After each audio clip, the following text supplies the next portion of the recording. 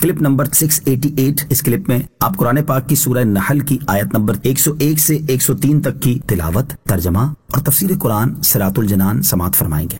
بسم اللہ الرحمن الرحیم۔ ترجمہ، اللہ کے نام سے شروع جو نہایت مہربان رحمت والا ہے۔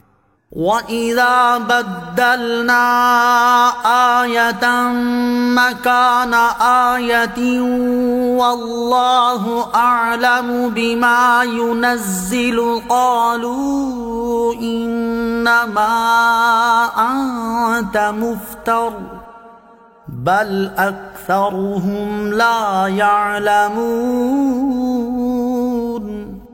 ترجمہ، اور جب ہم ایک آیت کی جگہ دوسری آیت بدل دیں اور اللہ خوب جانتا ہے جو وہ اتارتا ہے، تو کافر کہتے ہیں تم خود گھڑ لیتے ہو، بلکہ ان میں اکثر جانتے نہیں۔ وَإِذَا بَدَّلْنَا آيَةً مَكَانَ آيَةٍ، اور جب ہم ایک آیت کی جگہ دوسری آیت بدل دیں۔ شان نزول، مشرکین مکہ اپنی جہالت کی وجہ سے آیتیں منسوخ ہونے پر اعتراض کرتے تھے اور اس کی حکمتوں سے ناواقف ہونے کے باعث اس چیز کا مذاق اڑاتے تھے اور کہتے تھے کہ محمد مصطفیٰ صلی اللہ علیہ وسلم ایک روز ایک حکم دیتے ہیں اور دوسرے روز دوسرا حکم دیتے ہیں، وہ اپنے دل سے باتیں بناتے ہیں۔ اس پر یہ آیت نازل ہوئی۔ آیت کا خلاصہ یہ ہے کہ جب ہم ایک آیت کی جگہ دوسری آیت بدل دیتے ہیں اور اپنی حکمت سے ایک حکم کو منسوخ کر کے دوسرا حکم دیتے ہیں، تو اس میں کوئی نہ کوئی حکمت ہوتی ہے، اور اللہ تعالیٰ خوب جانتا ہے جو وہ اتارتا ہے کہ اس میں کیا حکمت اور اس کے بندوں کے لیے اس میں کیا مصلحت ہے۔ لیکن کافر نبی کریم علیہ الصلوۃ والسلام سے کہتے ہیں تم خود گھڑ لیتے ہو، حالانکہ حقیقت یہ نہیں ہے، بلکہ مسئلہ یہ ہے کہ کافروں کی اکثریت جاہل ہے اور وہ نسخ اور تبدیلی کی حکمت و فوائد سے خبردار نہیں، اور یہ بھی نہیں جانتے کہ قرآن کریم کی طرف افتراء کی نسبت ہو ہی نہیں سکتی، کیونکہ جس کلام کی مثل بنانا انسان کی طاقت سے باہر ہے تو وہ کسی انسان کا بنایا ہوا کیسے ہو سکتا ہے۔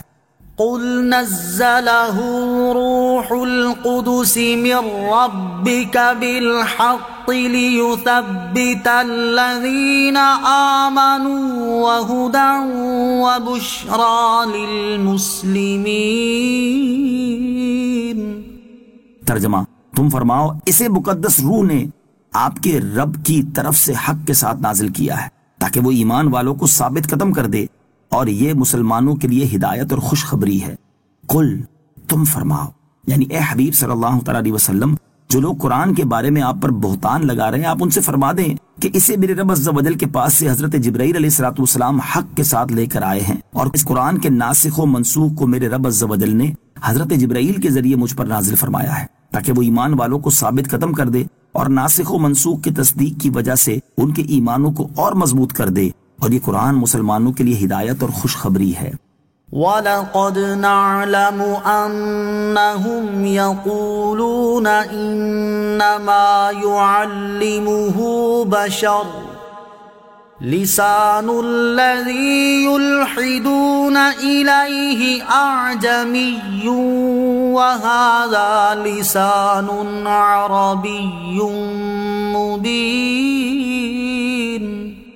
ترجمہ، اور بے شک ہم جانتے ہیں کہ وہ کافر کہتے ہیں اس نبی کو ایک آدمی سکھاتا ہے، جس آدمی کی طرف یہ منسوب کرتے ہیں اس کی زبان عجمی ہے اور یہ قرآن روشن عربی زبان میں ہے۔ وَلَقَدْ نَعْلَمُ، اور بے شک ہم جانتے ہیں۔ جب قرآن کریم کی حلاوت اور اس کے علوم کی نورانیت دلوں کو تسخیر کرنے لگی اور کفار نے دیکھا کہ دنیا اس کی گرویدہ ہوتی چلی جا رہی ہے اور کوئی تدبیر اسلام کی مخالفت میں کامیاب نہیں ہوتی، تو انہوں نے طرح طرح کے بہتان لگانے شروع کر دیے۔ کبھی قرآن پاک کو سحر بتایا، کبھی پہلوں کے قصے اور کہانیاں کہا، کبھی یہ کہا کہ سید المرسلین صلی اللہ تعالیٰ علیہ وسلم نے یہ خود بنا لیا ہے، اور ہر طرح کوشش کی کہ کسی طرح لوگ اس مقدس کتاب کی طرف سے بدگمان ہوں۔ انہی مکاریوں میں سے ایک مکر یہ بھی تھا کہ انہوں نے ایک عجمی غلام کے بارے میں یہ کہا کہ وہ محمد صلی اللہ تعالیٰ علیہ وآلہ وسلم کو سکھاتا ہے۔ اس کے رد میں یہ آیت کریمہ نازل ہوئی اور ارشاد فرمایا گیا کہ ایسی باطل باتیں دنیا میں کون قبول کر سکتا ہے؟ جس غلام کی طرف کفار نسبت کرتے ہیں وہ تو عجمی ہے، ایسا کلام بنانا اس کے لیے تو کیا ممکن ہوتا؟ تمہارے فصحاء و بلغاء جن کی زبان دانی پر اہل عرب کو فخر و ناز ہے، وہ سب کے سب حیران ہیں، اور چند جملے قرآن کی مثل بنانا ان کے لیے محال اور ان کی قدرت سے باہر ہے، تو ایک عجمی کی طرف ایسی نسبت کس قدر باطل اور ڈھٹائی کا فعل ہے۔ خدا کی شان کے جس غلام کی طرف کفار یہ نسبت کرتے تھے، اس کو بھی اس کلام کے اعجاز نے تسخیر کیا، اور وہ بھی نبی پاک علیہ الصلوۃ والسلام کے اطاعت گزاروں کے حلقے میں داخل ہوا اور صدق و اخلاص کے ساتھ اسلام لایا۔